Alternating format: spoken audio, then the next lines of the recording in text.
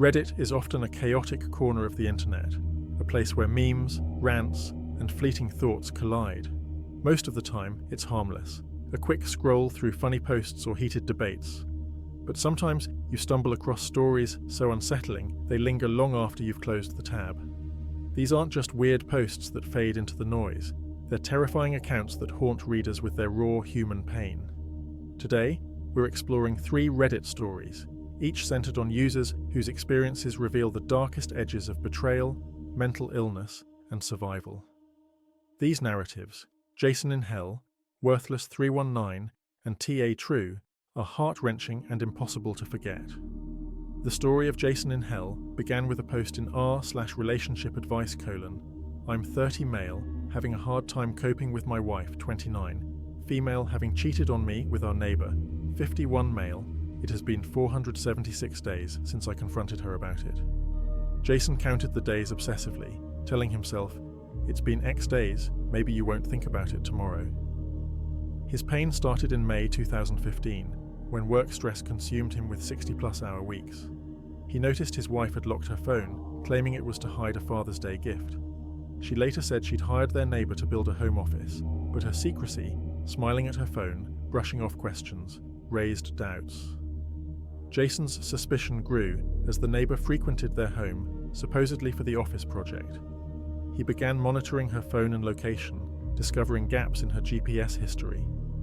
By July, his paranoia led him to install software to track her movements. One day, while their kids were with his mother, he saw her attempt to meet the neighbor. That night, at a dinner with the neighbor's family, the women went to a movie while Jason stayed home.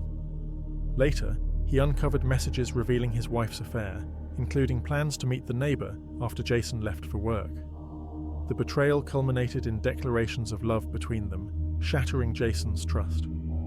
Confronting them, Jason faced denials, but evidence forced admissions of messages and photos, though his wife insisted it hadn't gone further. The neighbor's girlfriend downplayed it, urging Jason to stay in his perfect marriage. After a heated weekend, they agreed to separate temporarily. She'd take the kids to her mother's, he'd stay home. But she told the kids they were moving because Dad was mad at her, leaving Jason's son believing Jason was angry at him and his daughter crying in confusion. Fearing her manipulation, Jason begged her to stay for the kids' sake. She agreed, demanding he apologize to the neighbor for their son's friendship. Jason complied, and they continued socializing with the neighbor's family. The betrayal haunted Jason, impacting his job and sleep. A year later, his wife sent more photos to the neighbor, claiming it was an accident. 4 months passed quietly, but Jason felt trapped, fearing divorce would worsen her vindictiveness. He confided little. His mother would clash with his wife, and a friend's religious advice didn't help an atheist like Jason. Reddit urged therapy, legal action, and protecting the kids. Jason updated, I'm taking your advice instead of trying to fix something she doesn't want to fix. She has refused counseling several times in the past, before this even happened. I'm going to get myself and my kids out. I meet with an attorney next week. Thank you everyone for helping me see how far I had my head up my arse. Tragically, after Jason served divorce papers, his wife called 911, confessing to harming their children, Tyler, 7, and Charlie, 3. Jason, unaware downstairs, was too late to save them. She survived, faced mental health treatment, and received a 120-year prison sentence. Jason vanished from Reddit, his account deleted, consumed by grief. 2 years later, he returned, saying he was doing better, but had bad days, relying on family and coping skills. Nightmares and fear disrupted his sleep, and he briefly turned to alcohol until family intervened. Hospitalized for bad thoughts, he embraced mental health treatment, urging others to seek help.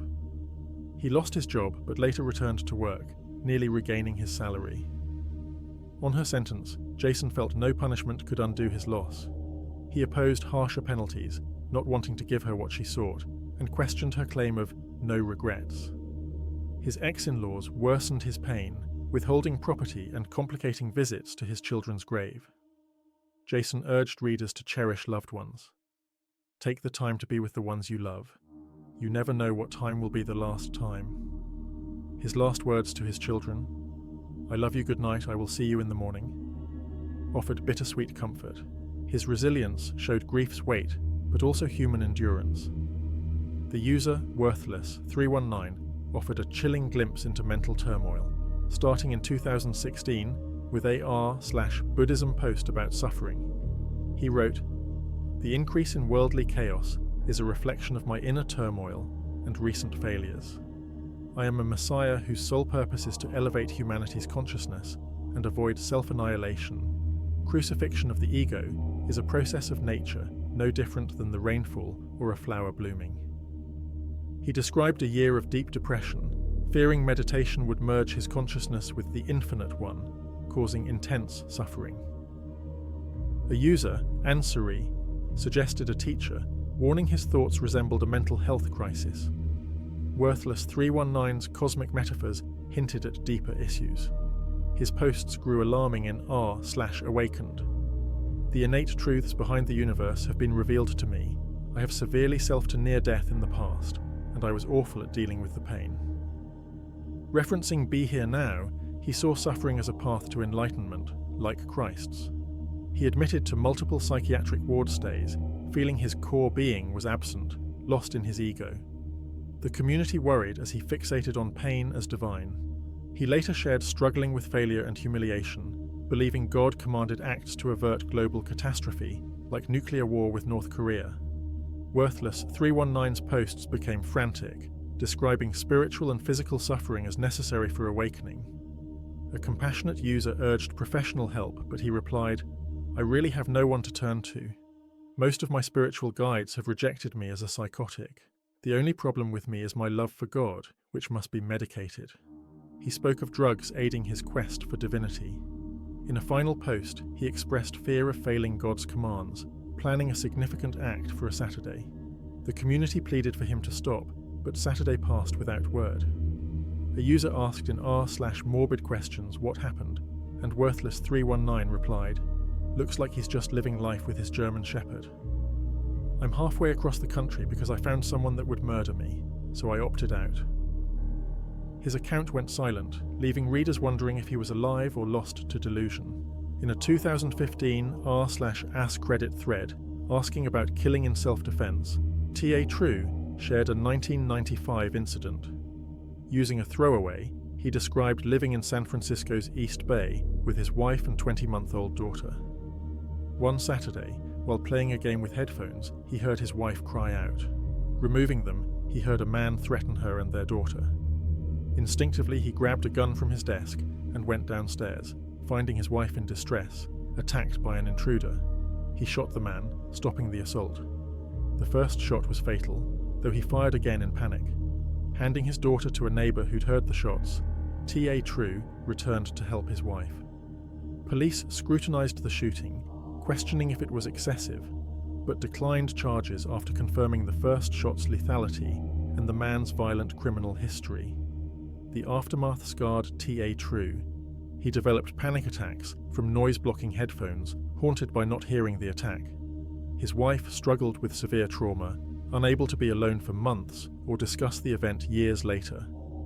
Their daughter, too young to remember, grew up with a stranger danger complex from her mother's paranoia. T.A. True regretted his honesty with police, which complicated the investigation, but the autopsy cleared him legally. These stories, Jason's loss, Worthless319's spiral, and T.A. True's survival, reveal Reddit as a platform for raw truths, from grief to delusion. Jason's plea to cherish loved ones, Worthless319's battle with his mind, and T.A. True's life-altering choice highlight human endurance and fragility. Their confessions and warnings, reminding us that behind every username is a person navigating their own hell. If these resonate, consider exploring similar accounts online. The internet holds countless tales, each a testament to the haunting reality of being human.